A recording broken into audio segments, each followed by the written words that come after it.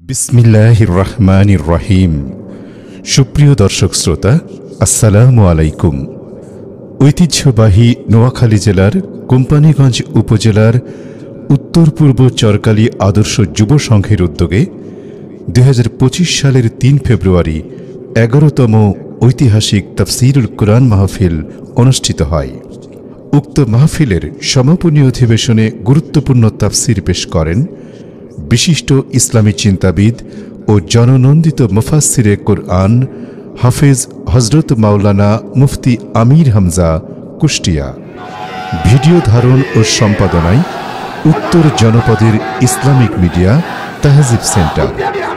ধারা বর্ণনায় আমি অ্যাডভোকেট আজহারুল ইসলাম রনি। কৃতজ্ঞতায় মাহফিল ইন্তেজামিয়া কমিটি।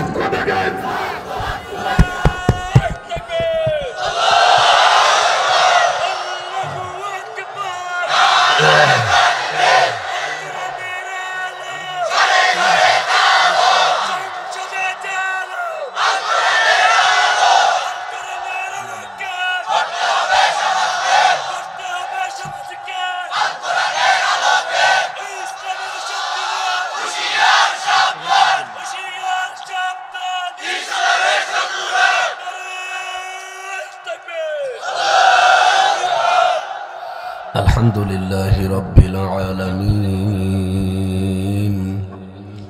والصلاة والسلام على رسوله الأمين وعلى آله وصحابه واتباعه أجمعين ليلا ونهارا في الطرفين.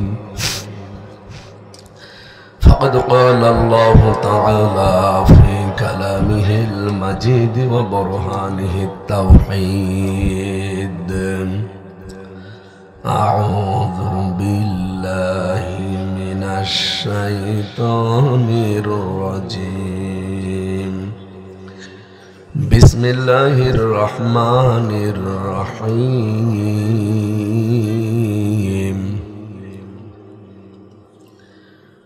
قل لا أقول لكم عندي خزائن الله ولا أعلم الغيب ولا أقول لكم إني ملك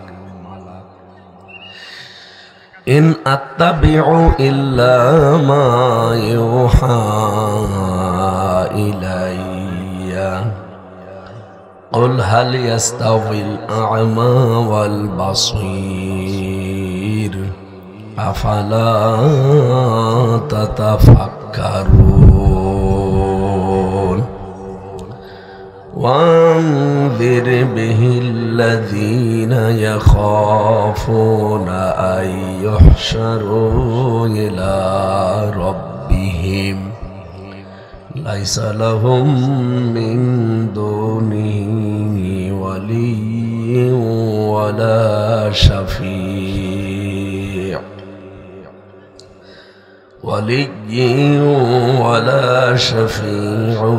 لعلهم يتقون. اللهم صل على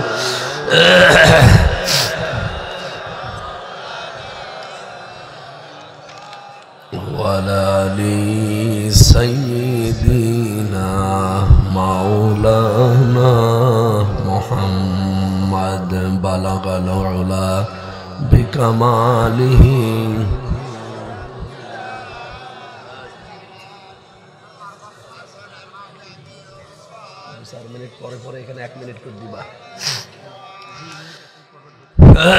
আলহামদুলিল্লাহ। এটা নোয়াখালী জেলা কোম্পানীগঞ্জ থানা উত্তর পূর্ব চরকালী আদর্শ যুব সংঘের উদ্যোগে ফরকানিয়া মাদ্রাসার 11তম সারাদিন ব্যাপী চলছে এটা তাফসীরুল কুরআন মাহফিলের স্বনামধন্য সভাপতি জনাব আমিনুল্লাহ, জনাব হাজী সুলাইমান, আল্লাহ রাব্বুল আলামিন দুইজনকেই কোরআনের জন্য কবুল করেন, আমিন। যারা এতক্ষণ সারাদিন কোরআনের কথা বললেন, মাওলানা কামরুল ইসলাম সাইদ আনসারি, মাওলানা ওমর ফারুক, মাওলানা শাইখ জামাল উদ্দিন, মাওলানা হুসাইন মাহফুজ, বিশেষ অতিথি অনেক মানুষের নাম দিয়েছেন। মাহফিলটা যাদের মাধ্যমে নিয়েছিলেন জনাব দিলাওয়ার হোসেন ফরহাদ সাহেব সহ বরেণ্য সদস্য যারা, মঞ্চে বসা ওলামা ইকরাম, সামনে বসা মুসলমান ভাইরা, পর্দার আড়ালের সম্মানিতা মা এবং বোনেরা, প্রাণপ্রিয় নোয়াখালীবাসী, আল্লাহর দরবারে শুকরিয়া জানাচ্ছি যিনি আমাদের সুস্থ রেখেছেন। যারা সুস্থ আছেন বলেন আলহামদুলিল্লাহ। আর যারা আমরা অসুস্থ, আমাদের কিছু বলার দরকার নেই, মুখ বন্ধ করে থাকি। মুসা আলাইহিস সালাম আল্লাহকে একবার জিজ্ঞাসা করেছিলেন, মাবুদ, তুমি যদি আমার বান্দা হয়ে যাও আর আমি যদি তোমার মালিক আল্লাহ হয়ে যায়, তাহলে আমার মতো আল্লাহর কাছে তুমি বান্দা হিসাবে কি চাইবে? আল্লাহ রাব্বুল আলামিন বলেন, মুসা, তুমি তোমার বর্ডার ক্রস করে ফেলেছো, এটা সম্ভব না, তুমি কোনো দিন আল্লাহ হতে পারবা না, আর আমারও বান্দা হওয়া সম্ভব না। মুসা আলাইহিস সালাম বললেন, আল্লাহ, আমি কিন্তু ইন বলেছি, ইন মানে যদি, ইন মানে কি? যদি হতে পারতাম তাহলে কি চাইতে? তো হতে চাইনি। আল্লাহ তাআলা বলেন, যদি এরকম কিছু হতো তাহলে আমি দুইটা জিনিস চাইতাম, একটা হায়াতে তজ্জিবা আর একটা সিহাতে কুল্লিয়া, পরিপূর্ণ সুস্থতা। আর হায়াতটা যেন পবিত্র, পাক পবিত্র থাকে, এই হায়াত যেন নষ্ট হয়ে না যায়। হযরত মুসা বলেন, আল্লাহ, আমি তো জানতাম না যে কি চাওয়া লাগে তোমার মতো মালিকের কাছে। তুমি যখন নিজেই এরকম জিনিস চাইতে, তা আমি এখনই দোয়া করছি, তুমি আমার হায়াতটা পবিত্র বানিয়ে দাও আর আমার শরীরটা তুমি মরণ পর্যন্ত সুস্থ রাখো। আল্লাহ পাক বলেন, মুসা, তুমি খুব চালাক, আমার কাছ থেকে দোয়া শুনে তুমি আবার উল্টা করে আমার কাছে দোয়া করো। যেহেতু দোয়া করেই ফেললে, ওয়াকালা রাব্বুকুম উদউনি আস্তাজিব লাকুম, আমাকে ডাকো, আমি ডাকের সাড়া দেব, এ কথা কার? সুতরাং আজকে থেকে তোমার হায়াতটা আমি পবিত্র বানিয়ে দিলাম। 2 নম্বরে, তোমার শরীরটা আমি একেবারে মৃত্যু পর্যন্ত সুস্থ রেখে দিলাম। যাও, কোনোদিন হযরত মুসা আলাইহিস সালাম অসুস্থ হন। আমি এই যে অসুস্থ হয়ে 6-7 দিন যে অবস্থা, বিশেষ করে কণ্ঠটা, কথা বলা একদম নিষেধ। ডাক্তার বলছে মুখের ওপরে টেপ মেরে থাকবেন, কিছু চাইলে লিখে দেবেন, অন্তত 5 দিন। এখন এই যে যারা উল্টাপাল্টা কথা ছড়ান, যা দাওয়াত নিয়ে আসলো না, এই শরীর কি আমার হাতে?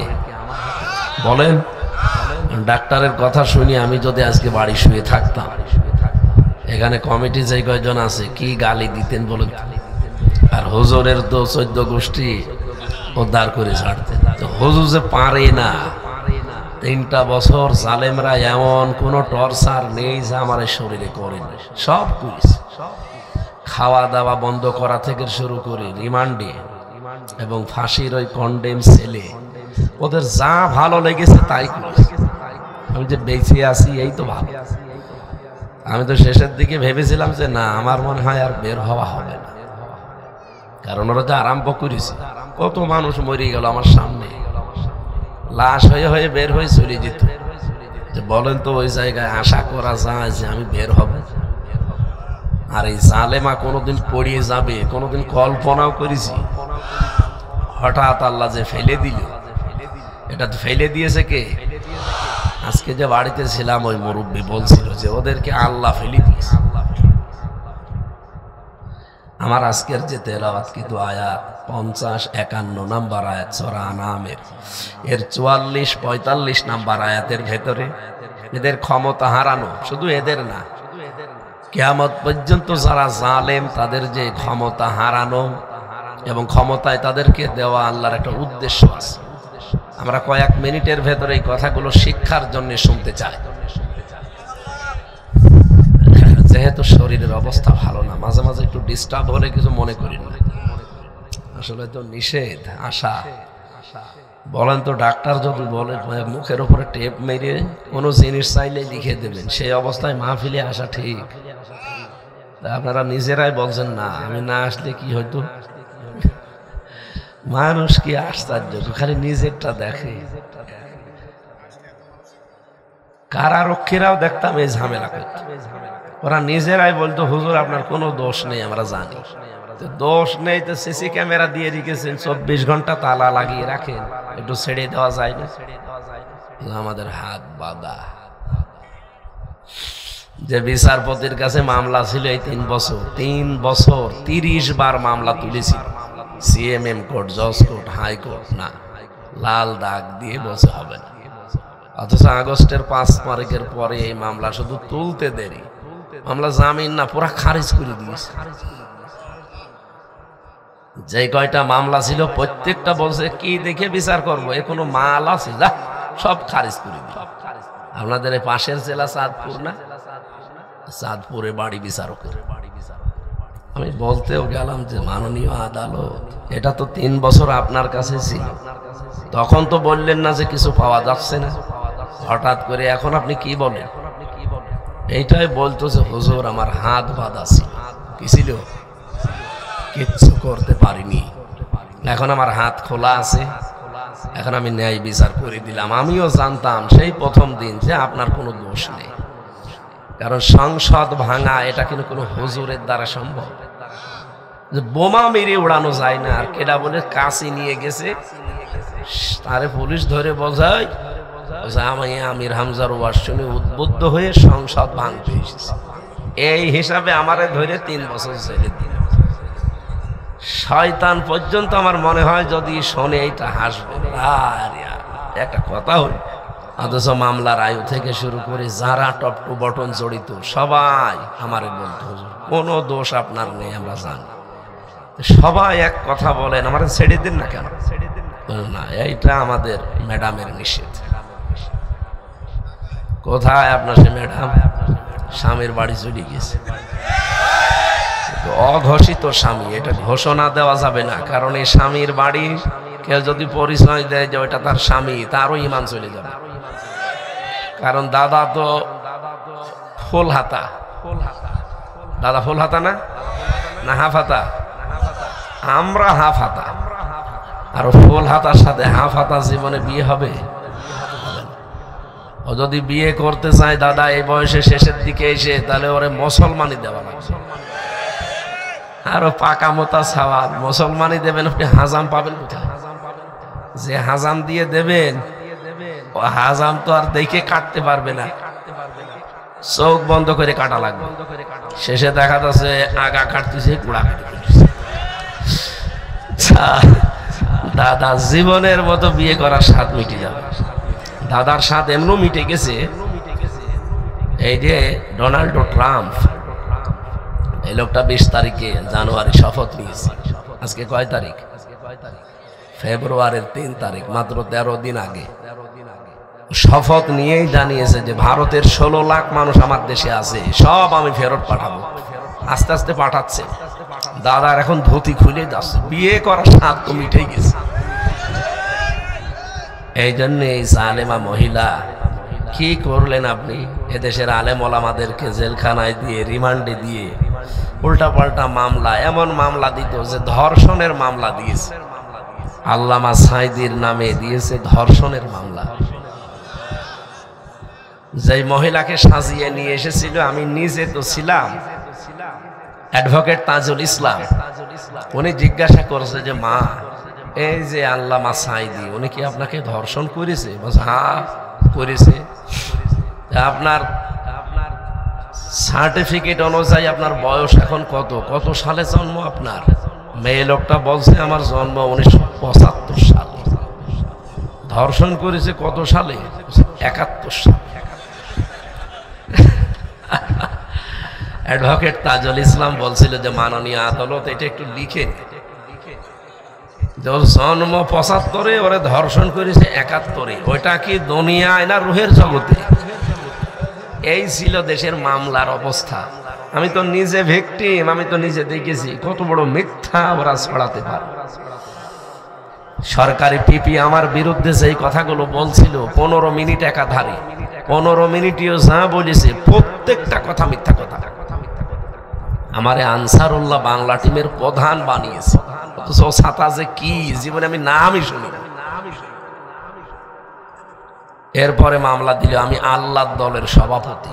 কি সে জেলে যাওয়ার পরে আমার পাশের বিল্ডিং এ একজন আছে, সে হচ্ছে আল্লাহর দলের সভাপতি আর তার ছেলে হচ্ছে সেক্রেটারি। ওরা বাংলাদেশে ওদের আর কেউ নেই। আজ 18 বছর জেলে তারা। আব্দুল মতিন একদিন দেখা করতে এসে বলছে, হুজুর আপনার নামে শুনলাম নাকি এই মামলা দিয়েছে, অথচ আমি হচ্ছে আল্লাহর দলের প্রধান।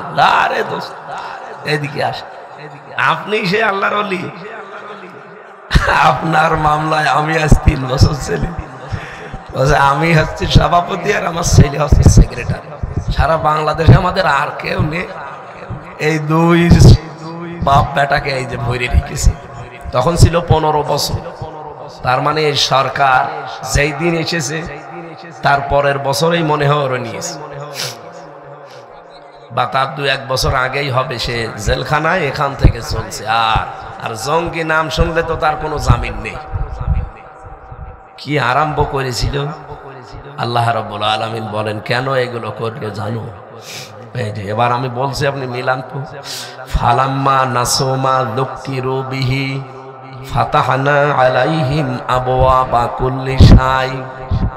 যখন তারা আল্লাহর নির্দেশগুলো ভুলে গেল, আমি আল্লাহ তখন তাদের উপরে আমার যত নিয়ামতের দরজা আছে সব খুলে দিলাম। যে লোকটা 5 বছর আগে 5 বিঘা জমির মালিক ছিল, 5 বছরের ভেতরে সে 772 বিঘা জমির মালিক হয়ে গেল। ওরা তো মনে করছিল যে ওরে বাবা এগুলো সব আমাদের মনে হয় আল্লাহ ভালোবেসেই দিচ্ছে। দেখেন ফাতাহনা এর ফাইল সরাসরি আল্লাহ নিজে কর্তা। আল্লাহ বলেন আমি নিজে খুলে দিয়েছি আলাইহিম তাদের উপরে আবওয়াবা কুল্লি শাইইন। বাবের বহুবচন আবওয়াব, দরজা। যত বরকতের, যত আনন্দের, যত উল্লাস করা যত দরজা ছিল সব একটা একটা করে খুলে দিলাম। ওয়ালা ইয়াহসাবান্নাল্লাযীনা কাফারু আন্নামা নুমলি লাহুম লিয়াজদাদু ইসমা আন্নামা নুমলি লাহুম খায়রুল লিআনফুসিহিম ইন্নামা নুমলি লাহুম লিয়াজদাদু ইসমা ওয়া লাহুম আযাবুম মুহিন। হে নবী, কাফেররা কি ধারণা করে যে তাদেরকে আমি যা দিচ্ছি দিনের পর দিন এগুলো মনে হয় ওদেরকে ভালোবেসে দিচ্ছি? না, আমি এগুলো ওদের দিয়েছি যেন ওদের পাপের বোঝা আরো পরিপূর্ণ হয়ে যায়। একেবারে বাস্তব কথা বলবো। আপনাদের নোয়াখালীর কোথায় বাড়ি আমি জানি না, এই যে ওবায়দুল কাদের এই জেলায় বাড়ি না? আমরা জানি নোয়াখালী জেলায় বাড়ি, কোন থানায় আমি জানি না। এই লোকটা মরে গিয়েছিল না প্রায়, তার যে অবস্থা সিঙ্গাপুরে আমি দেখলাম, আমার মনে হয় আল্লাহ ওরে হাতে করে ঘুরিয়ে কি যে অবস্থা হয়ে গিয়েছিল, চেহারার দিকে তাকানোর কথা ছিল। আমারই ভয় লাগছিল ওরে দেখে। আমি তো সিঙ্গাপুর মালয়েশিয়া ওই জায়গায় ছিলাম। কি অবস্থা ছিল ওর চেহারার দিকে তাকিয়ে আমার মায়া হতো। আল্লাহ, মানুষের চেহারা এত কালো হয়ে যায়, মরে গেলে নাই হয়তো, জীবিত থাকতে একেবারে কাকের মতো হয়ে গেছে। এই লোকটা আমার মনে হয় যদি আল্লাহ হেদায়েতের কপালে থাকতো তো ওই সময় তওবা তিল্লা করে অন্তত সব বাদ দিয়ে যে কয়টা দিন আর দুনিয়ায় আছে আল্লাহ বিল্লাহ করে কাটিয়ে দিত। কিন্তু না, ও একটু সুস্থ হওয়ার পরে ওর বৃদ্ধি আরো বেড়েছে। এতদিন যে গোনা করেনি, এরপরে ওর গোনা আরো বেড়ে গেছে। কত নায়িকা নাকি তারে ঘুম পাড়াতে যেত রাত 12টা পর্যন্ত, এখন সব ভিডিও আকারে প্রকাশ হচ্ছে।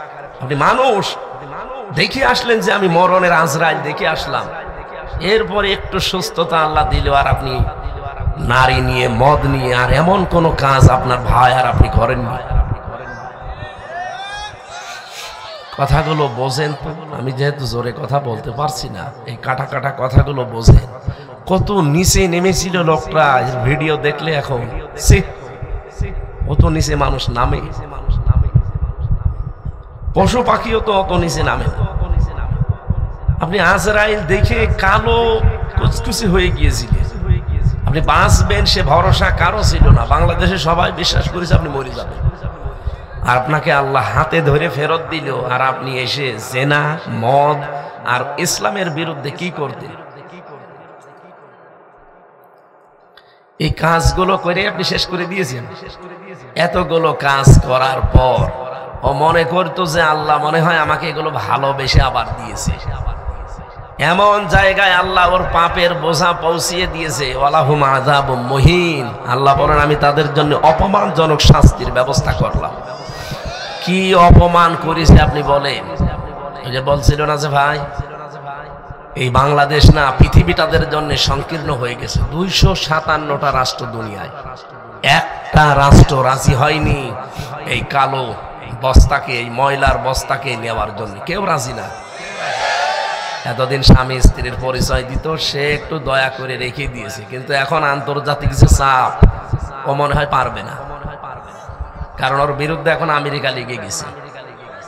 একটা কথা মনে রাখবেন, আমেরিকার পক্ষে আমি না, কিন্তু ওই শয়তানরা যাদের বিপক্ষে লাগবে সে যেই হোক, তারে একেবারে তিলে তিলে শেষ করে দেবে।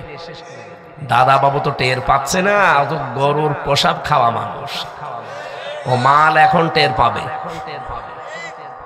7 সিস্টার যদি ভেঙ্গে 7 ভাগ হয়ে যায়, 7টা দেশ আরো বেড়ে যাবে। সারা দুনিয়া কন্ট্রোল করার জন্য ওর হাতে মেশিন আছে। ইসরায়েল থেকে যে মেশিন গুলো নিয়ে এসেছিল এই দেশের আলেম ওলামা, বিশেষ করে বড় বড় রাজনীতিবিদ যারা, তাদেরকে ঘায়েল করার জন্য আমি নিজে দেখেছি রিমান্ডে, মাটির নিচে ওই ঘরে সেট করা। আপনি অনেকে মনে করছে আমি এখন চাঁদাবাজি করি, রাত 2টার পরে যে চাঁদা চাই, এটা জানে কি করে গো? আরে বেটা, রাত 2টা আপনি পায়খানায় বসে বসে কি করেন, কমনে তাকান, ওরা ওইটাও দেখতে পায়। হ্যাঁ, আমি নিজে দেখেছি। এত উন্নত মেশিন ওরা নিয়ে এসেছিল, সেই মেশিন গুলো এখন যারা দায়িত্ব আছে ওরা কাজে লাগাচ্ছে। আমি ধরা পড়ার পরে আমার বাড়ি থেকে ওই সাতক্ষীরার মাওলানা আমিরুল ইসলাম বেলালি, নাম শোনেননি? ওনার কাছে কেউ জানে না এই সিমটা যে কিনেছে, কেউ জানে না কার নামে কেনা, তাও জানে না। উনি একটু কল দিয়েছে, অডিও কল, যে আমির হামজাকে বলবা ও যে জামাত ইসলামের যোগ দিয়েছে, ও যে রোকন হওয়ার জন্য অন্তত ফরম নিয়েছে, এইটা যেন ও সরাসরি না বলে।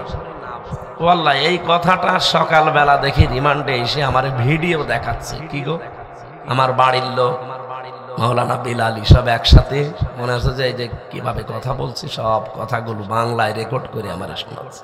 প্রথমে ইংরেজিতে, এরপর ওটা ড্রাবিং করে বাংলায়। তার মানে এই কথা শুধু এখানে না, এরা ইসরায়েলে আমেরিকায় বসে বসে এগুলো করছে, ওইটা ডেলিভারি দেয় বাংলাদেশে। এই জন্য এই দেশে আমরা কেউ ওই সময় নিরাপদ ছিলাম না।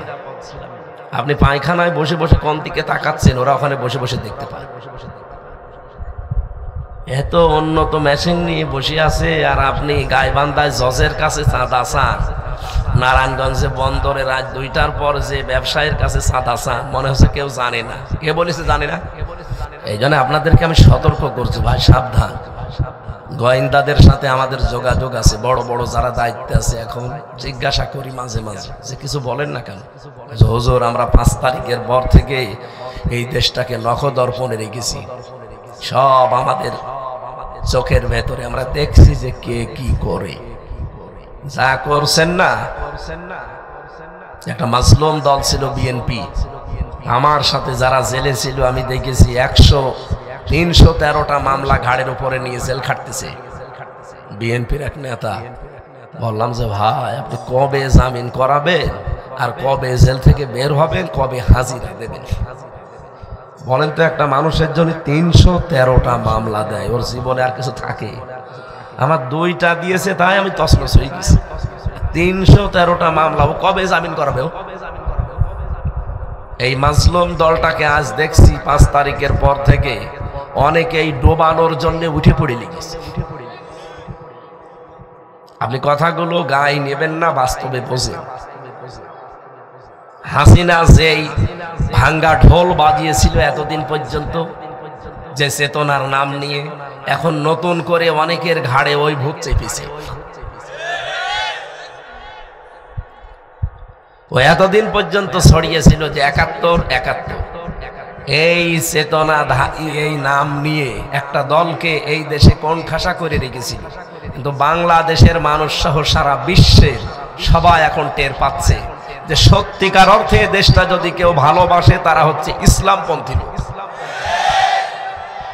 বিএনপির ভেতরে দুইটা গ্রুপ আছে। আমার সাথে তারেক জিয়া সাহেবের বন্ধু ছিল, পিএস ছিল, একেবারে এক ঘরে পাশাপাশি রুমে। আমি দেখেছি তাদের কাছে এই মানুষগুলো বলতো বিএনপিতে দুইটা গ্রুপ আছে, একটা হচ্ছে ডানপন্থী আর একটা বামপন্থী। প্রায় ৫১টার উপরে ভারত আমাদের সাথে চুক্তি করেছিল ১৫.৫ বছরে। এটা রেকর্ড হচ্ছে, এই জন্য বলছি যাক সারা দুনিয়ায় চলে যাক। এই চুক্তিগুলো যেহেতু ইউনূস এসে ওদের বিরুদ্ধে, এখন যে ওরা বিপদে পড়ে দোয়া ইউনূস পড়বে তাও তো কায়দা নেই। এই যে দোয়া ইউনূসও পড়তে পারে না, কারণ ইউনূস পড়তে গেলে নাম আসবে কার? ইউনূসের। চিন্তা করছে যে সামনে আমেরিকা কিন্তু মনে হয় ৩ সপ্তাহ আগে একটা রিপোর্ট দিয়েছে, আপনারা দেখেছেন, ভয়েস অফ আমেরিকা। আমেরিকার গোয়েন্দা সংস্থা এরা একটা রিপোর্ট বানিয়েছে সারা বিশ্বের ২৫৭টা দেশ নিয়ে। আরে ভাই, ওরা তো আর আমার খালাতো ভাই না, খালাতো ভাই, আর ওরা এমনি মুসলমান দেখতে পারে না। অথচ রিপোর্ট দিয়েছে যে এই বাংলাদেশে তৃতীয় একটা ইসলামপন্থী শক্তির উত্থান হতে যাচ্ছে এবং তারা ক্ষমতায় বসতে যাচ্ছে।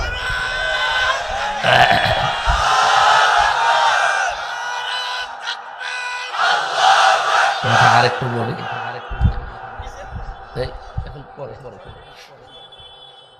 গুরুত্বপূর্ণ বিষয় ভাই, এটা আমি আন্দাজে বলছি না, সব আমার পড়া এবং দেখা। এই যে রেকর্ড হচ্ছে কিরামান কাতিবিন, তামাম দুনিয়া চলছে। এখন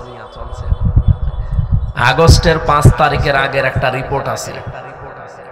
আমি বলেন তো, যে যারা রিপোর্ট করে, এই যে ইহুদি, খ্রিস্টান, মুশরিক, এরা কি আমার ভাই?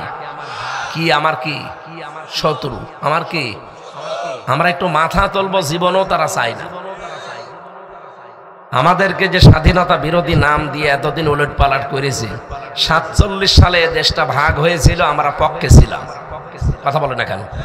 এদেশের জামাত ইসলাম বলেন, হেফাজত ইসলাম বলেন, অন্যান্য যে দলগুলো আছে ইসলামের আলেম ওলামা সবাই ছিল ৪৭-এর পক্ষে, যে আমরা আলাদা হয়ে যাব ভারত থেকে, আলাদা হয়ে পাকিস্তান হয়ে গেলাম।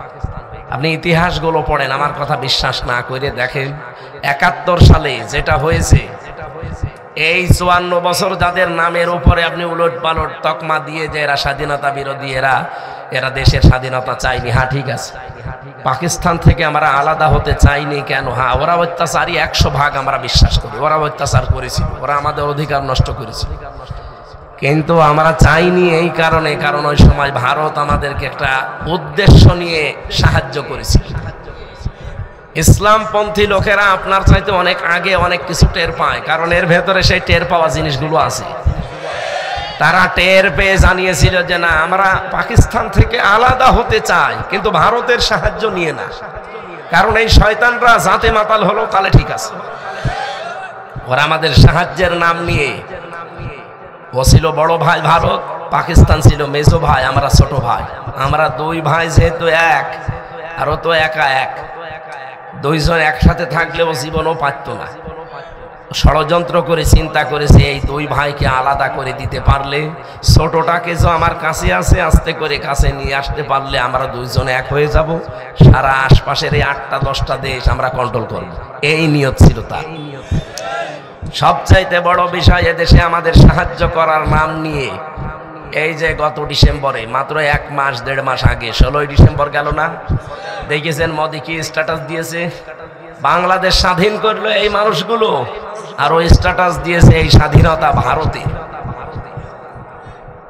স্বাধীনতা ভারতের এই কথাও বলতে পারে, এইটা ৫৪ বছর আগে ইসলামপন্থী মানুষ বুঝেছিল। এই জন্য হয়তো ওই সময় সরাসরি বলে না যে না, আমরা স্বাধীনতা পাকিস্তান থেকে চাই, তো ভারতের সাহায্য নিয়ে না, কারণ ওই শয়তানরা সাহায্য করছে, ওটার উদ্দেশ্য আছে। উদ্দেশ্যটা কি? ওই সময় ওরা কিন্তু বুদ্ধিজীবী হত্যা করার মাধ্যমে এ দেশটা মেধাশূন্য করে দিয়েছে, আমরা যেন মাথা উঁচু করে দাঁড়াতে না পারি। সবচাইতে বড় বিষয়, ওই সময় যুদ্ধের সাহায্যের নামে এই দেশ থেকে সবগুলো পাচার করে নিয়ে গেছে। কি আছে এই দেশে? আর এই 15.5 বছরে তো লোহা গেছে, তামা গেছে, সোনা গেছে, রূপা গেছে, আর ওই দেশ থেকে এসেছে শুধু বাবা আর ডাল। আমি কি বেশি বলছি? এটা বাস্তবতা এবং আমরা দেখতে পাচ্ছি। এটা এই 15.5 বছরে কত ডাল, বাবা, কত হিরোইন এসেছে আপনি জানেন? এই যে রিপোর্ট বেরিয়েছে, এই মোবাইলে সব আছে।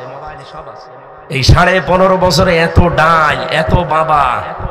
বাবা মানে এই বাবা না, এই ইয়াবা। ডাল মানে খেসারির ডাল, মসুরের ডাল না। কি ডাল? ফ্যান্সি ডাল। একবার কুষ্টিয়া সদর থানায় দেখি 2 জনকে ধরে পিটাচ্ছে কনস্টেবল, ওসি সাহেব দাঁড়িয়ে। আমি তখন ওসিকে পড়াতাম। আমি বলতাম, স্যার এদেরকে এত পিটান, হুজুর ওরা ডাল খায়। আরে স্যার কি দুনিয়া আসলো যে ডালও খাওয়া যাবে না? হুজুর এ ডাল সে ডাল না, আচ্ছা ফ্যান্সি ডাল। ও ঠিক আছে, পিটা। পিটিয়ে করবে কি? ওর পরে আমি আবার জেলে গেলাম। আমি ওই সুদের বিরুদ্ধে বলেছিলাম। মসজিদের সভাপতি ছিল সুদখোর। সুদখোর মানে ও টাকা ছেড়ে রাখে আর টাকা আসে। এটা কি বলে? এই এলাকায় আছে। 1000 টাকা দিলে মাসে মাসে 200 টাকা বেশি দেয়। ওরা মনে করে যে এটা আমার লাভ বা ইন্টারেস্ট, অথচ এটা কি বলেন তো? এটা মায়ের সাথে জেনা করার শামিল। এই কথা আমি ইমাম সাহেব, আমার মসজিদের সভাপতি, আমি মেনে নেব? বলেন। আমি বললাম না, আপনি সভাপতি থাকলে আমি ইমাম থাকতে পারবো না, হয় আপনি থাকবেন না আমি থাকবো। আমার বলছে পিসকে হুজুর বেশি বসো, দিল আমার শিবিরের নাম দিয়ে ধরিয়ে। আর সেই সময় তো শিবির ধর নাস্তা কর, রগ কাটা পার্টির নাম দিয়ে চালিয়ে দেয়।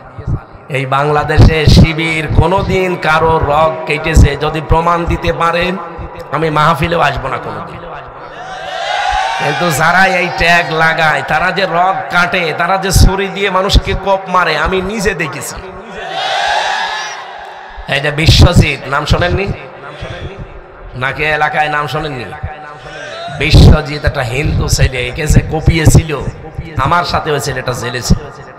শাওন ফাঁসির আসামি, এখন 30 বছর জেল খাটা লাগবে। আমি বললাম যে আপনি, আমার রাইট আসছিল, প্রতিদিন ওই যে গণনা করে যেত, এসে এসে কান্নাকাটি করে যে আমি আমার জীবনটা নষ্ট করে ফেললাম এই নেতাদের কথা মতো। বিশ্বজিৎ কিন্তু বারবার বলেছিল যে ভাই আপনি কিসের শিবির, কিসের জামাতের নাম বলেন, ওগুলো তো আমি চিনিই না, আর আমি মুসলমানও না। যদি বিশ্বাস না করেন আমার জিনিসপত্র দেখেন। তারপরও আমরা মানি নাই, ওরে আমরা একেবারে কোপের পরে কোপ দিয়েছি। কি হইলো? এখন আমার মা বাবাও আমার আর খবর নেয় না, তারা আমার পরিচয় এখন আর দেয় না, কারণ আমি গরিবের ছেলে। 2 নম্বরে যাদের কথা মতো এই কাজ করলাম, সেই নেতারা এখন আর আমার খোঁজ নেয়। আমি ফাঁসির আসামি ছিলাম, এখন আমার যাবজ্জীবন দিয়েছে। 30 বছর আমার জেল খাটা লাগবে। আমি 22 বছর বয়সে জেলে ঢুকেছি। 30 বছর, কত বছর হবে? 52 বছর পরে বের হয়ে আমি কি করব? বিয়ে শাদীও করতে পারলাম না, দুনিয়ার জীবনটা একটা মানুষকে কোপ দিয়ে শেষ।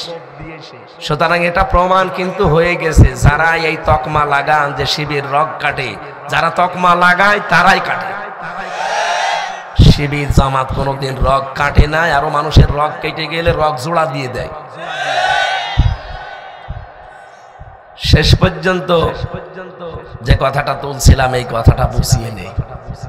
বলেন তো, এই যে বাবা ডাল এই জিনিসগুলো আসে, আমার শিবির বলে যে ধরিয়ে দিয়েছে পুলিশ, তো ওই সময় এমন পিটানো পিটিয়েছে, আমার এই সমস্ত হাতগুলো আমি আর সোজা করতে পারতাম না, এত পিটানি দিয়েছিল। শেষ পর্যন্ত জেল থেকে বের হলাম। জেলে যাওয়ার পরে দেখি ওই 2 জন আল্লাহর ওলি একেবারে আমার পাশের রুমে। জেলার এসে বলছে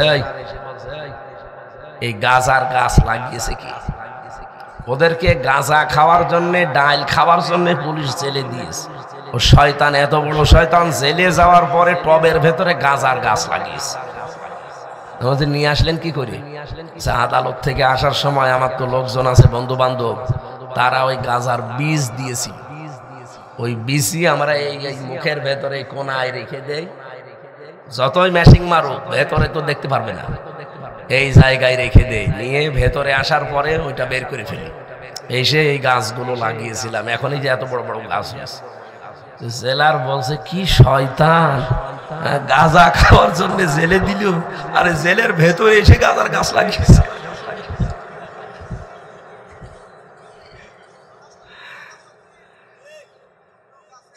আরে ভাই আমি নিজে দেখেছি, ওখানে তো দেখেছি, আবার কাশিমপুরেও দেখলাম। জেলার এসে আশ্চর্য, কি গো আমি দেব করে এর সরকার গাঁজা খাওয়ার জন্য পুলিশে ধরে জেলে দিল, জেলের ভেতরে গাঁজার গাছ লাগায়, এর আমি পাঠাবো কোথায়? আর এ তো আরো সে পাঠানো ছাড়া উপায় নেই।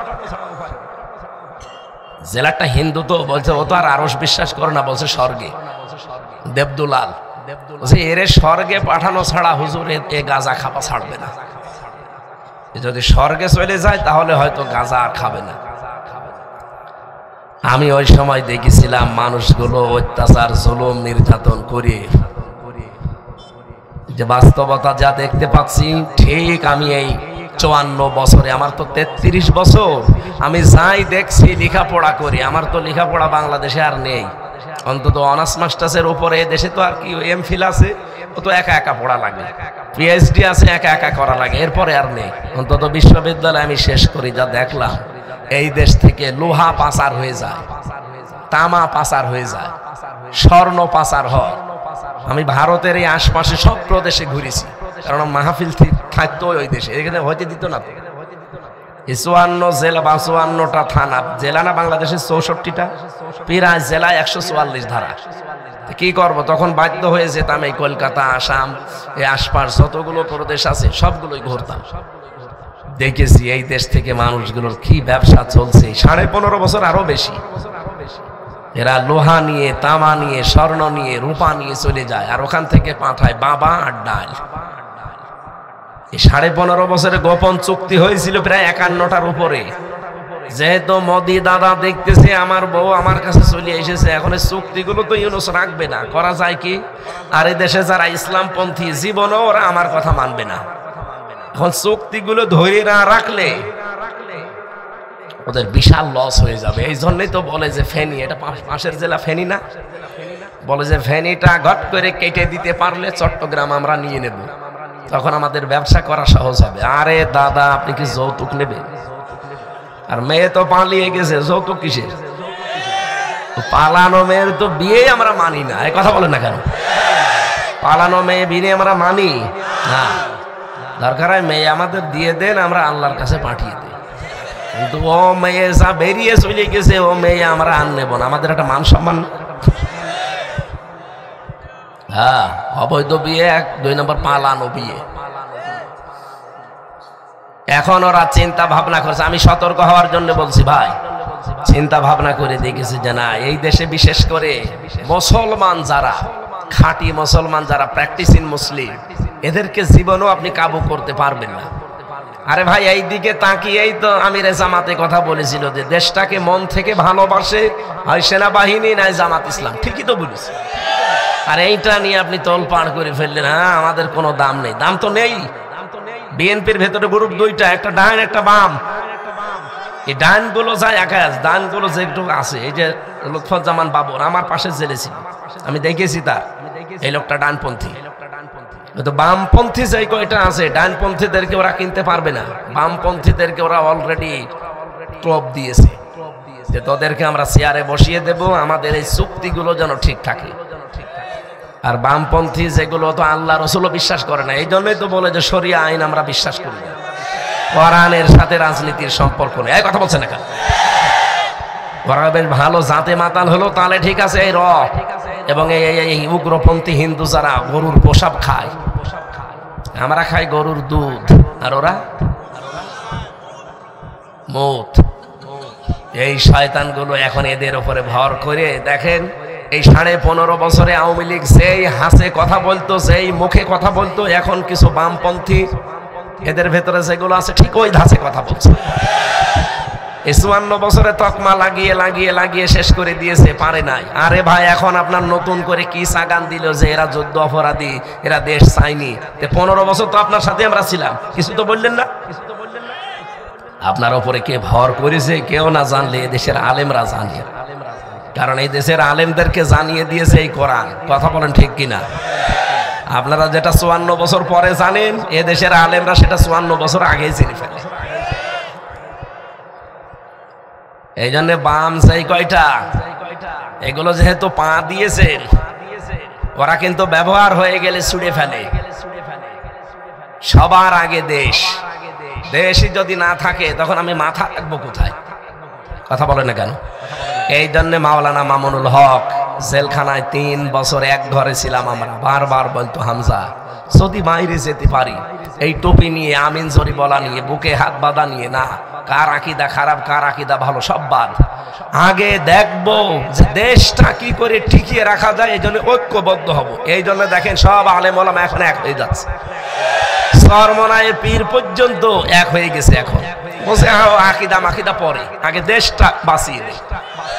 এই দেশে এখন ইসলামের পক্ষে একটা করে বাক্স যাবে। আপনারা এখন যারা আছেন ইসমাইলের ভূমিকা পালন করবেন, যারা আছে এই দেশের দায়িত্ব নেওয়ার জন্য ইব্রাহিমের ভূমিকা পালন করবে। আপনারা যারা আছেন ইসমাইলের ভূমিকায় আসবেন। ইব্রাহিম ইসমাইল যখন এক হয়ে যাবে, ফালাম্মা আসলামা ওয়া তাল্লাহু লিল জাবিন, দুইজনে যখন এগ্রি তখন পালন করা সহজ হবে। সুতরাং এই দেশে আল্লাহর বিধান কায়েম করতে হলে শুধু টুপি মাথায় দেওয়া লোক হলে হবে না, যারা আল্লাহ বিশ্বাস করে তাদের লাগবে। কে ক্ষমতায় যাবে কে যাবে ওটা না, আমরা চাই যে এইটা যাক। এটা যদি আপনার কাছে রাজনীতি মনে হয়, হ্যাঁ এটাই আমার রাজনীতি। এটা যদি আপনার কাছে ধর্ম ব্যবসা মনে হয়, হ্যাঁ এটাই আমার ধর্ম ব্যবসা, কারণ আমি এইটা চাই। এটা চান না আপনারা? ইব্রাহিমের পক্ষে যদি একটা ব্যাঙ প্রসাব করে তার প্রসাব পাক হয়ে যায়, আমি হয়তো জীবনে কিছু করতে পারবো না, কিন্তু এটার পক্ষে আছি। ওই যে বললো না যে 151 জন যদি একবার শুধু বলে হ্যাঁ, এদেশে সুদ থাকবে না, ঘুষ থাকবে না, জেনা থাকবে না, মারিং কাটিং থাকবে না, চাঁদাবাজি থাকবে না, এগুলো বন্ধ করার জন্য কিন্তু ওয়াজে হবে, আইন লাগবে।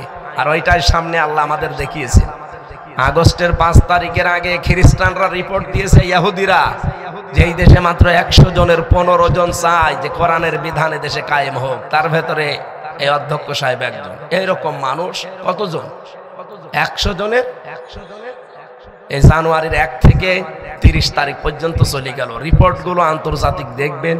এখন বাংলাদেশে এই 5.5 মাসের ব্যবধানে, August, September, October, November, December, 5 মাসের ব্যবধানে বাংলাদেশে এখন 100 ভাগের 58 জন মানুষ চাচ্ছে যে দেশে কোরআন কায়েম। হিন্দু পর্যন্ত আপনি দেখেন, এই গোবিন্দ পরামানিক, এরপরে সুব্রত বালা, এই যে গাইবান্ধায় একজন হিন্দু পুরোহিত ঠাকুর, এগুলো কি সব আমাদের কি মুসলমান? আর এরা কি আল্লাহর ওলি? এরা বাস্তবতা দেখে বলছে না, এদেশে 54 বছর তো দেখলামই, কিন্তু আমরা নিরাপদে থাকতে পারবো যদি এদেশে কোরআনের বিধান আসে। চিন্তা করে দেখেছেন, একটা হিন্দু এ কথা বলতে চাচ্ছে যে কোরআনের বিধান যদি আসে আমরা নিরাপদে থাকতে পারবো। সুতরাং আমরা এইটা সামনে দেখতে পাচ্ছি।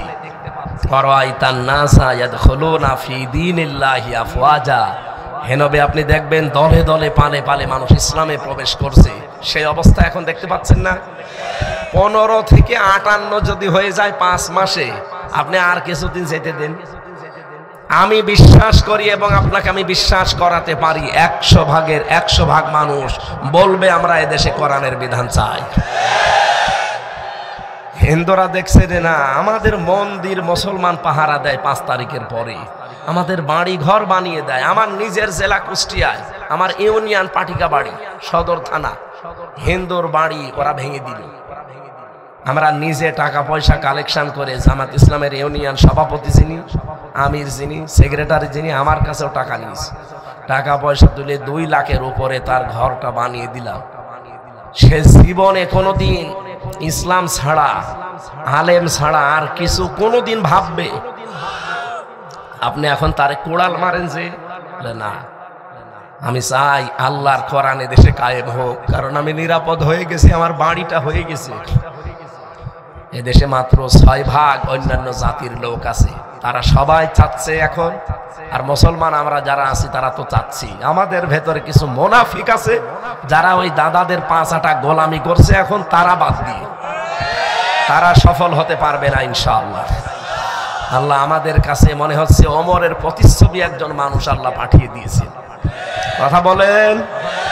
আমি তার সাথেও 4 দিন এক ঘরে ছিলাম। তার ইবাদত, তার আল্লাহর প্রতি তাওয়াক্কুল, আল্লাহর প্রতি ভরসা, তার ইখলাস অনেক বেশি।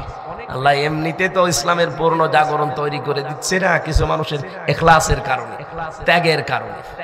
আল্লাহ যেন এটা সামনে আমাদের দেখার তৌফিক দেন যে 56,000 বর্গ মাইল এই কোরআন দিয়ে চলছে। আরো জোরে বলে।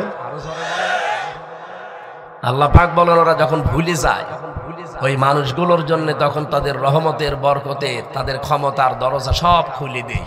খুলে দেওয়ার পরে ওই মানুষগুলো মনে করে হাত্তা ইদা ফারিহু বিমা উতু, ওদের উপরে দান করা বস্তু পেয়ে যখন ওরা আনন্দে আত্মহারা, আখাযনাহুম বাগতাতান, হঠাৎ করে তখন আমি তাদেরকে ধরি।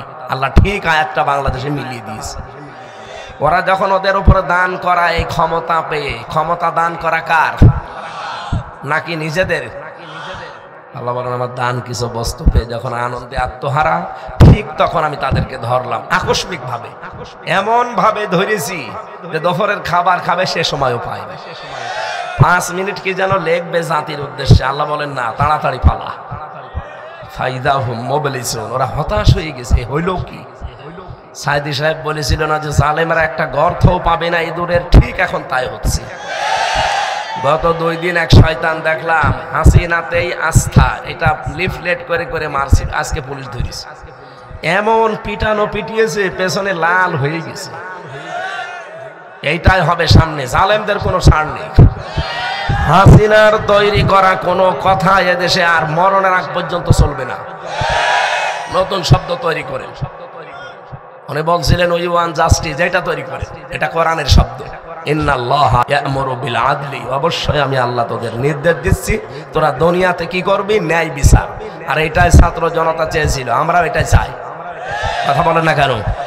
আর এটা কায়েম করতে হলে এই বিধান লাগবে। এর বাইরে কোনো বিধান দিয়ে ন্যায় বিচার হবে হবে না। তো আমি নিজে বললাম না, 3টা বছরে 30 বার মামলা তুলল, হইল না। এখনো তো এটা কায়েম হয়নি। আর যেটা কায়েম হয়ে গেলে আপনি টের পেতেন। খলিফাতুল মুসলিমিন হযরত ওমর, কণ্ঠটা যদি ছিঁড়ে যেত না, জোরে বললে আবার ভেঙে যাবে, এই জন্য বলতেও পারছি না। বাজারে গেলেন একটা ঘোড়া কেনার জন্যে, এক লোকের কাছে দামাদামি করে ঘোড়াটা কিনে নিলেন। বাড়িতে আসতেছেন, হাফ কিলো মতো আসার পরে ঘোড়াটা পা অকেজো হয়ে গেছে। ঘোড়া ওখানে এক জায়গায় বেঁধে রেখে, যেহেতু পা পড়ে গেছে আর নড়তে পারবে না, আবার বাজারে চলে গেলেন, খোঁজ করলেন, লোকটাকে পেয়ে গেছেন। ডাক দিয়ে বল, আল্লাহর বান্দা, তুমি যে ঘোড়া বিক্রি করলে ঘোড়াটা অকেজো, ফেরত নেওয়া লাগবে, আমার টাকা দাও। লোকটা বলে, খলিফা আপনি দেশের মালিক হতে পারেন, তা আমারও একটা জায়গা আছে, আদালত। কি আছে? বলেন তো, প্রধানমন্ত্রীর কাছে যদি আদালত দেখায় সে আবার কি? আমাদের দেশে এরকমই হওয়া দরকার। বলেন। ডাক দিয়ে বলে, কি করবা তুমি? আমি তো বিক্রি করে দিয়েছি, আপনি হঠাৎ করে এখন ঘোড়া অকেজো হয়ে গেলে আমি করব কি? আমি দিতে পারবো না ফেরত। চলেন বিচারপতির কাছে। শোরাহ বিন হারিস রহমতুল্লাহ আলাইহি ওই সময় ছিলেন তিনি একটা বিচারপতি। তার কাছে বিচার গেল। ওই বেঞ্চে বিচার যাওয়ার পরে, বাংলাদেশে বিচারের বেঞ্চ আছে কয়টা? 54টা। হাইকোর্টে কয়টা? 54টা বেঞ্চের যে কোনো একটা বেঞ্চে মনে করেন গেছে।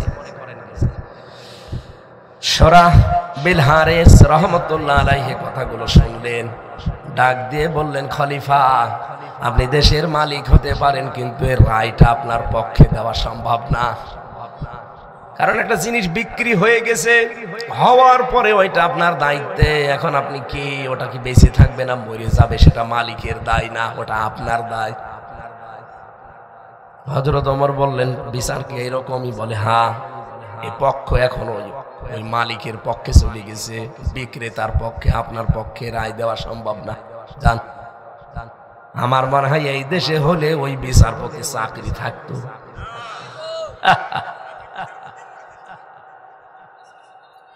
এসকে সিনহা কোথায় আছে আজ? ওদের মন মতো যারা বিচার করেছিল তাদেরকে ওরা মাথার উপরে রাখতো, এই যে কালা মানিক।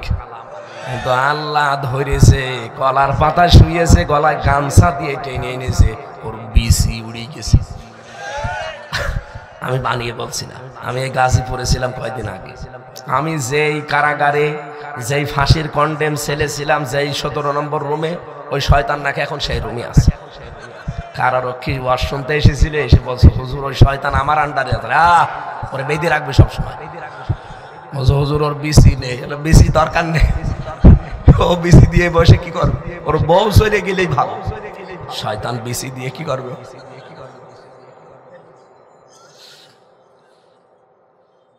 হযরত ওমর পরের দিন তিনি মিটিং ডাকলেন। বিচারপতি যারা আছে তাদেরকে বললেন এখানে আসো। এখন যেহেতু বাংলাদেশে 54টা বেঞ্চ, ওই সময় হয়তো 20টা ছিল।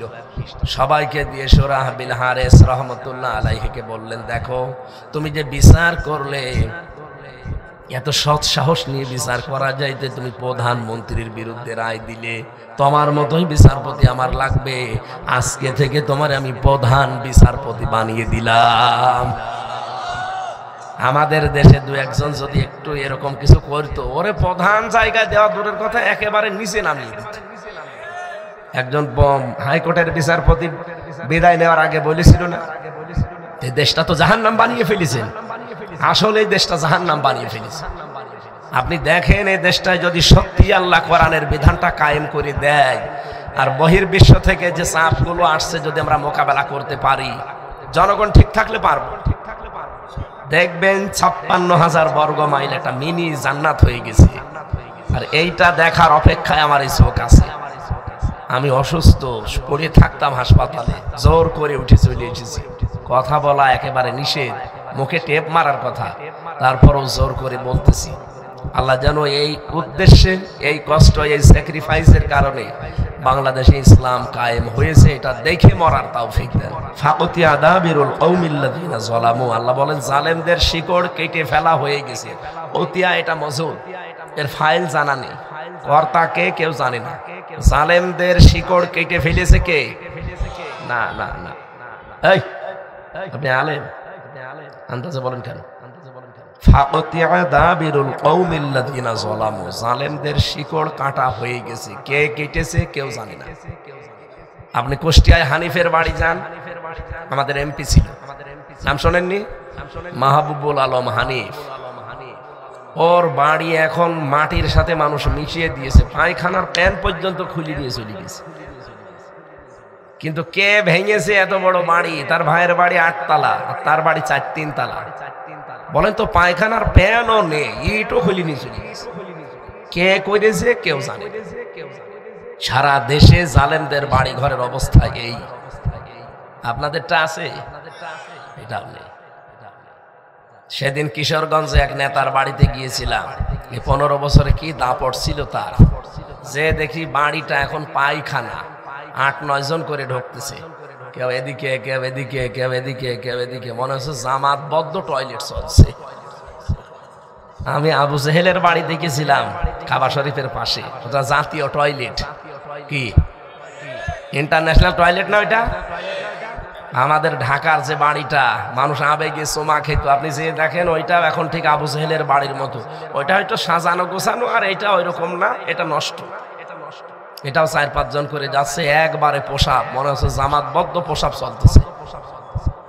মাত্র 5.5 মাস 6 মাসে যদি আল্লাহ অবস্থা করে দেয়, 5 বছর 6 বছর পরে দেখবেন এই দেশে জালেমদের সব বাড়ি ঘর খাবিয়াতাম বিমা যালামু, জনশূন্য হয়ে যাবে, ওজার গৃহ হয়ে যাবে, একেবারে পরিত্যক্ত বানিয়ে দেবে। এই ঘোষণা কার? সূরা নমল 19 নম্বর পারা 20 নম্বর পৃষ্ঠা 7 নম্বর লাইনের 52 নম্বর আয়াতটা ভালো করে তাফসীর পড়বেন। আমার আজকের তেলাওয়াত কি তো আয়াত? প্রথমটা আমি বাদ দিলাম, 51 নম্বর আয়াত সূরা আনাম, ওয়ানজির বিহিল্লাযিনা ইয়াখাফুন, হে নবী আপনি সতর্ক করবেন এই কোরআনে কারিম দিয়ে ওই মানুষগুলোকে, আইয়ুহশারু ইলা রাব্বিহিম, যারা ভয় করে তাদের রবের কাছে হাজির হওয়া লাগবে এই দিনকে। আমরা ভয় করি না? আমাদের আসল টার্গেট তো ওইটা। লাইসা লাহুম মিন দুনিহি, সেই দিন কোনো বন্ধু পাওয়া যাবে না, ওয়ালিয়্যু ওয়ালা শাফি, কোনো অভিভাবক, কোনো সুপারিশকারী, লাআল্লাহুম ইয়াত্তাকুন, আশা করা যায় এই কথাগুলো যদি ওরা শোনে বোঝে ওদের জীবন সংশোধন হবে। সম্মানিত ভাইরা, আমি এখন চাপ দিয়ে যদি গলা ছেড়ে দিয়ে কথা বলতে চাই, যা আছে একেবারে বসে যাবে। অন্তত ডাক্তার বলেছে যে কথা যেহেতু বন্ধ করতে, আমি আর সাহস নিয়ে চালাচ্ছি না। চালালে আমার দেখেছে যে হিতে বিপরীত হয়ে কণ্ঠটা রগগুলো ফুলিয়ে আছে, আর একটু বেশি ফুলে গেলে জীবনের কথাই বলতে পারবো না। আমি পারছি না, সাহস নিতে পারছি না। আগামীতে আবার চেষ্টা করবো ইনশাআল্লাহ। আল্লাহুম্মা আমিন। রব্বির হামহুমা কামা রব্বায়ানি সাগীরা। ও মাবুদ, কত আশা নিয়ে তোমার বান্দারা এটা সাজিয়েছে। আমিও তো বড় আশা নিয়েই বলার চেষ্টা করছিলাম, শরীরও সাপোর্ট দেয় না, কণ্ঠ সাপোর্ট দিচ্ছে। 3টা বছর জালেমরা এমন কোন টর্চার নেই যা আমার এই শরীরের উপরে করে না। আমার শরীরটা ওরা ধ্বংস করে দিয়েছে, ভেতরে আমার একেবারে খোলা বানিয়ে ফেলেছে। আমি খুব কষ্ট করে কথা বলছি, কণ্ঠটা একেবারেই বসে গেছে। আল্লাহ, তুমি রোগ দেওয়ার মালিক, তুমি শেফা দেওয়ার মালিক। আমি বিশ্বাস করি আমার কণ্ঠ, আমার শরীর তোমার হাতে। মেহেরবানি করে তুমি এটা আগের অবস্থায় ফিরিয়ে দাও। ওই 18 সাল 20 সালে যেভাবে কথা বলতাম, আবার তুমি সেই 18-20 সালের মতো আমার কণ্ঠ, আমার শরীর আবার ফিরিয়ে দাও। কোরআনের কথাগুলো যেন আবার সহজ সরল ভাবে বলতে পারি, সেই তৌফিক আমার ভিক্ষা দাও। আমি আর চালাতে পারলাম না, আল্লাহ মাফ করে দিও। এই আয়োজনে যারা জড়িত আছে সবাইকে কবুল করে নাও। যত মানুষ কবরে আছে এলাকায়, কবরগুলো জান্নাত বানাও। বিশ্বনবীর খাতিরে তুমি আমাকে মাফ করে দাও। আমি স্বীকার করছি আমি গুনাহগার, আমি অপরাধী। আমি সবার সামনে স্বীকার করছি, গোপনে না, ওপেনলি বলছি আমরা অপরাধী, আমি গুনাহগার। এমন কোনো অপরাধ নেই যা জীবনে আমাদের নেই, সব অপরাধ করেছি। কিন্তু আমাদের একটা জায়গা আছে, তোমার নাম গফফার। আল্লাহ তুমি মাফ করে দাও, মাফ করে দাও। চর্ম চোখে যেন অন্তত দেখে মরতে পারি যে তোমার কালাম দিয়ে দেশটা চলছে। বারাকাল্লাহু লানা ওয়া লাকুম ফিল কুরআনিল আযীম। আলহামদুলিল্লাহি রাব্বিল আলামিন। আসসালামু আলাইকুম।